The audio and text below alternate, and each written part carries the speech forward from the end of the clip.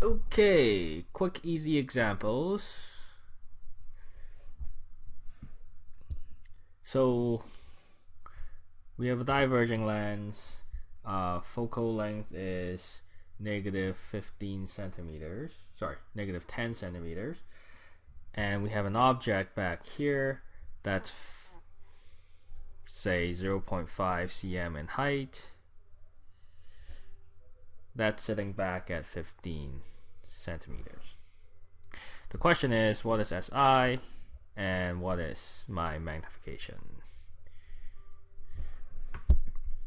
So quickly, we can probably just draw the the ray diagram to quickly kind of sort out whether or not we get a virtual image, a real image, where it's going roughly what it's going to be. So it guides us to see if we have the right question or not. So if 15 is back there, 10 is about there. So we have the one ray that goes like this, and then we have the other ray that goes through the middle. So we know that the image ends up somewhere around there. It's going to be smaller as well. So let's get the actual numerical part. We got our Gaussian thin lens formula, where SO is positive 15 because it's to the left of our lens. Focal is negative 10 centimeters because it's a diverging lens. And so subbing it all in, notice I'm just using centimeters here. That's perfectly fine. As long as I use the same units for the two things, the third thing will come out in the same unit. Rearranging, I get SI is equal to negative 6 centimeter, which is what we expect because we expect a negative image distance. To work out the magnification, we use SI over SO, giving us negative 6 over 15, an upright image of 0.4 times magnification. Magnification has no units because it's just a ratio. And if you really want, the size of the image then is 0.4 times 0.5, so 0.2 centimeter. Now, none of these have to notice that when we draw a ray diagram, it doesn't have to be perfectly to scale.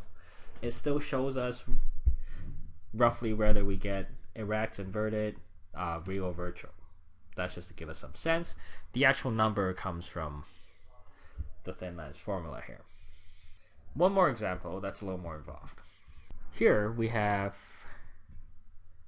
a lens, but we can't really draw anything for it. What we know is we have a real inverted image giving us a 2 times magnification. And the other thing we know is we know that we have 50 centimeter from the object to the image. Question is, what is F? Okay, so it's a little difficult in this case to draw the ray diagram because we don't exactly know where the lens has to sit. So we'll go straight to our thin lens formula as well as the magnification formula. So we have M is equal to negative SI over SO, and we know that because of the real image, real inverted image, that's equals to negative 2. So we have, because it's inverted, so we have SO plus SI is equal to 50, as well as from here we have 2SO is equal to SI. Multiplying that over. Subbing that into our thin lens here. Oh, before that, we should work this out. So from here, we get SO is equal to 3SO is equal to 50, so SO is 50 over 3, which is 6 repeating, or 16.7 roughly cm, and then SI is twice that, so it's 100 divided by 3, or 33.3 cm. And then we can plug that into here, ultimately to get that our F is equal to 11.1 cm.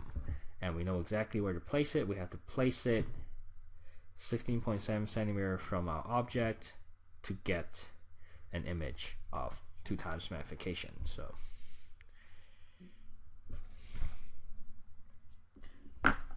that's just to show you the limitation of the ray diagram. If you don't have enough information, you still have to base it on your thin lens formula with the correct sign convention.